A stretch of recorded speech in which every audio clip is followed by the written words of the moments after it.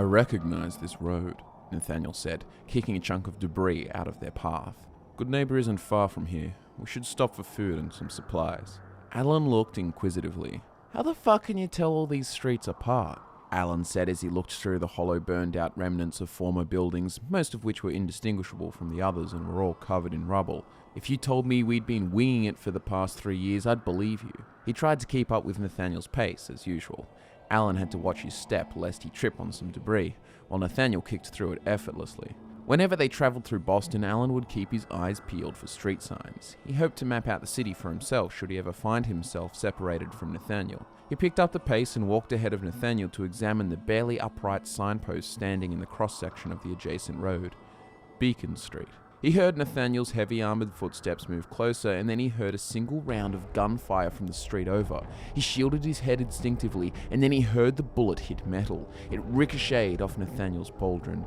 Nathaniel turned his head to the right and spotted the muzzle flash just as the round took him in the shoulder. He grasped Alan under his armpits and flung him behind cover of the building in front of them. As he did, another bullet slammed into his back. His armor could stop anything short of a missile, but this felt like a .50 caliber round as it sent a jolt of pain up his spine. He reached for his rifle, but before he could react, he heard the gut-wrenching sound of a malfunctioning fusion core. The bastard was trying to blow him up. What kind of raider knew how to shut down power armor? He tossed his rifle behind the cover of a nearby stack of rubble and ejected from his suit. Unarmored and exposed, he dove behind a pre-war car and covered his ears. His precious set of power armor sent a shockwave of sheer force through the air as it exploded. Nathaniel's eyes were closed, yet he saw a bright orange glow of destruction through his eyelids. Anger surged through him and he sprung to his feet, using the smoke billowing from his suit to protect himself from the sniper rounds, and made a dash for his rifle. He rolled behind the rubble, grasping the grip of his rifle and taking aim as he completed the motion and returned to an upright position. He fired as fast as the trigger finger would allow him, sending a barrage of green fury in the direction of his attacker. With the attacker blinded by plasma rounds, he was able to close the distance unscathed. He felt his gun click as the magazine emptied, so he dropped it and barreled towards the pile of debris.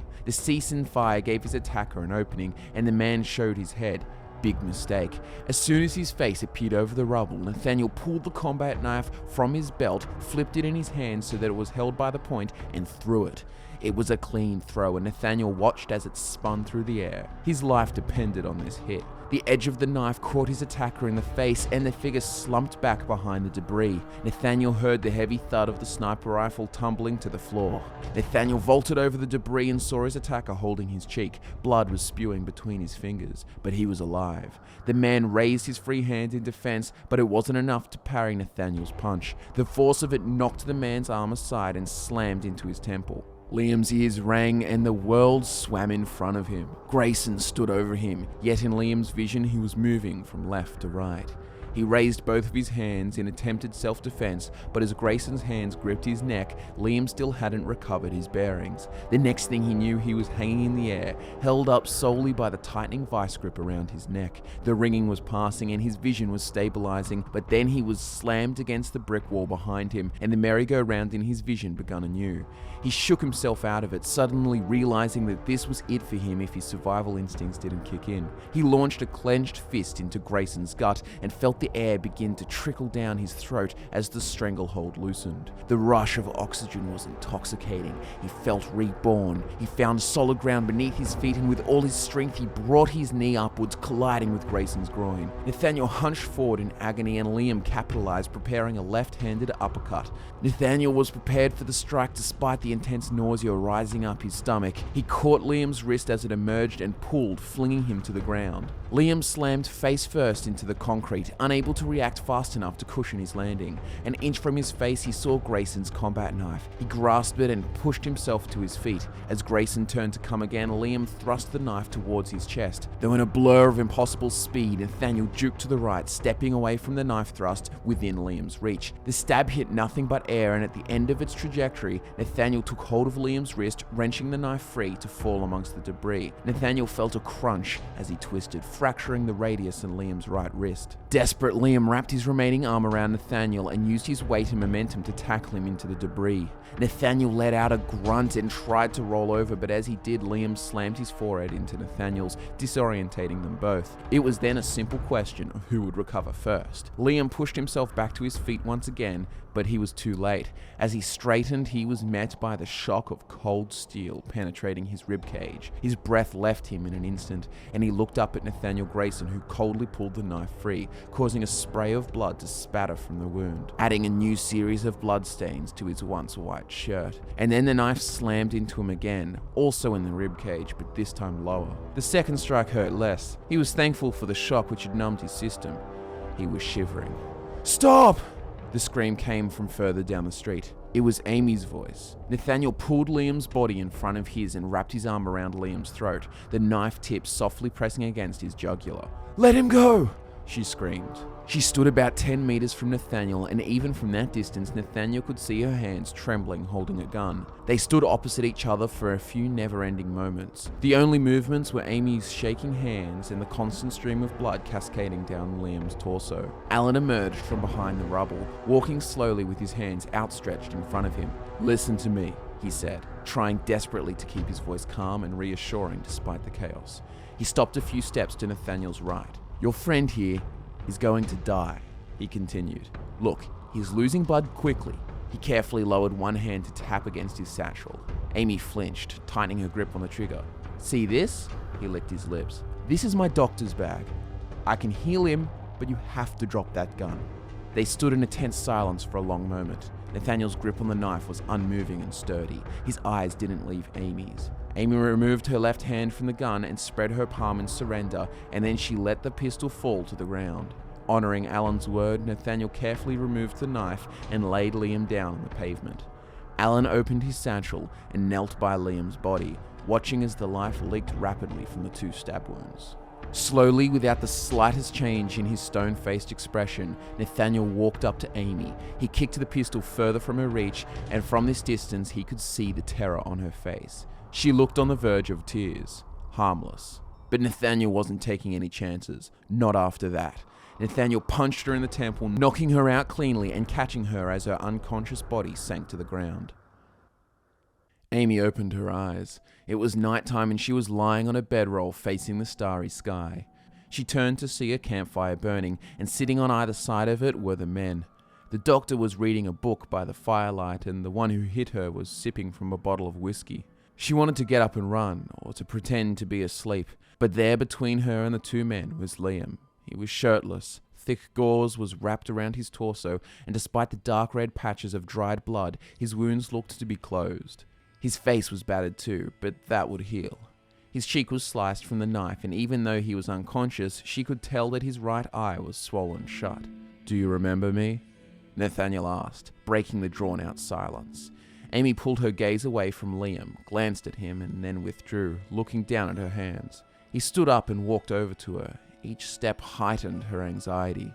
The holster on her hip was empty. She had no defense if he hit her, or did something worse. Her head suddenly felt lighter, and her sweat was cold even with the warmth of the fire reaching her.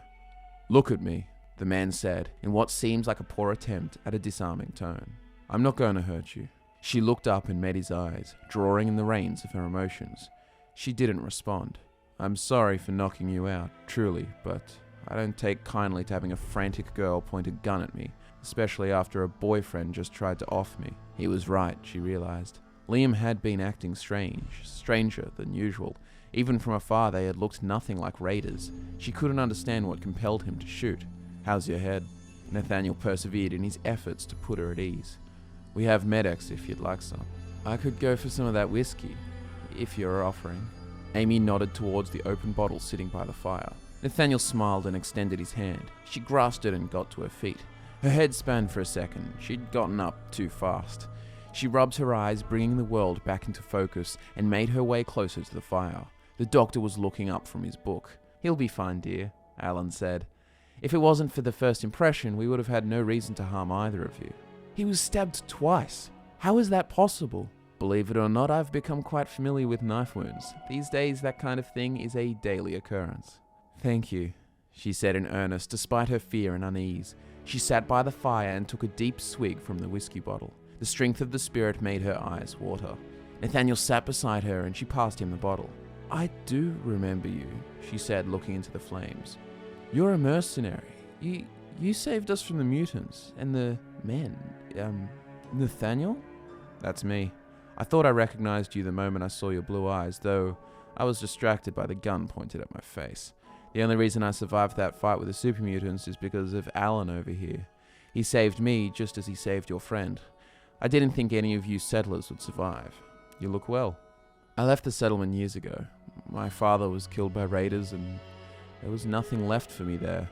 I couldn't bring myself to slave away, farming dry and desolate soil, only for some bastards to come in and reap all of my labor. So I moved to Goodneighbor, started my own business." Amy felt her stomach drop. "Shit!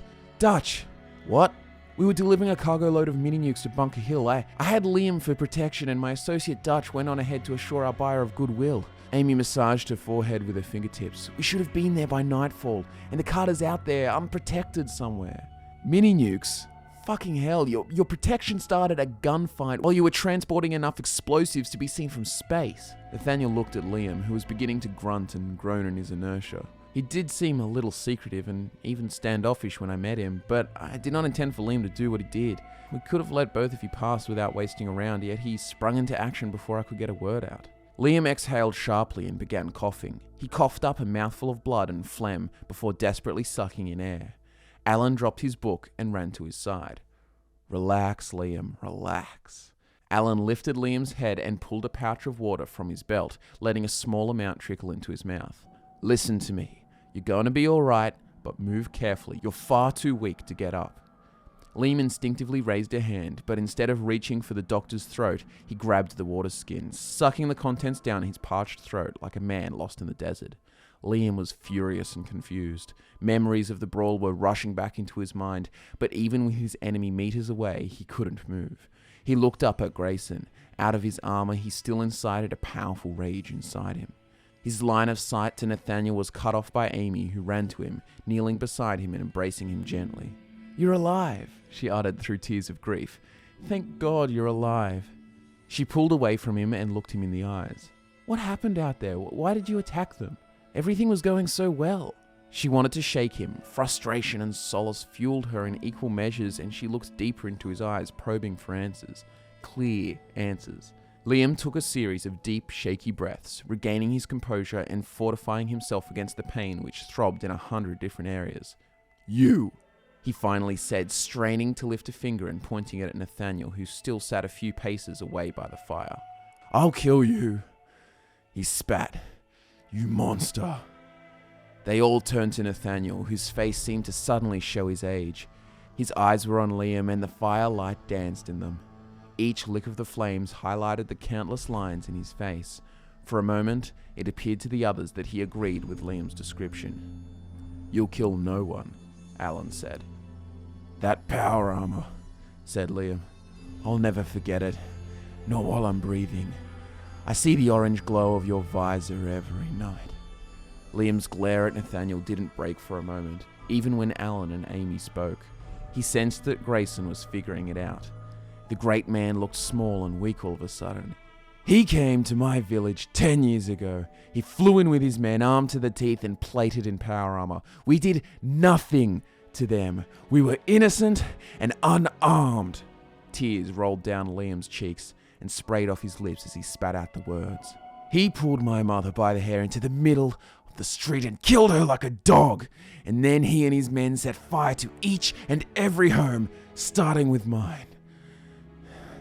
My 6-year-old sister, Jessie, she sat in the kitchen, 6 years old, an innocent girl, murdered in the cruelest way possible, and he watched, executing orders in his shining armor like some proud knight."